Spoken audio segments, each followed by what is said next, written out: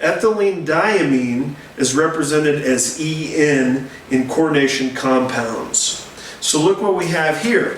We have dichloro-bis-ethylene diamine, cobalt-2 monohydrate.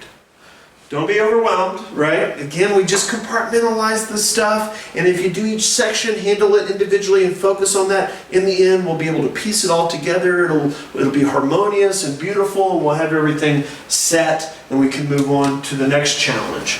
Now, let's go for it. Let's go left to right.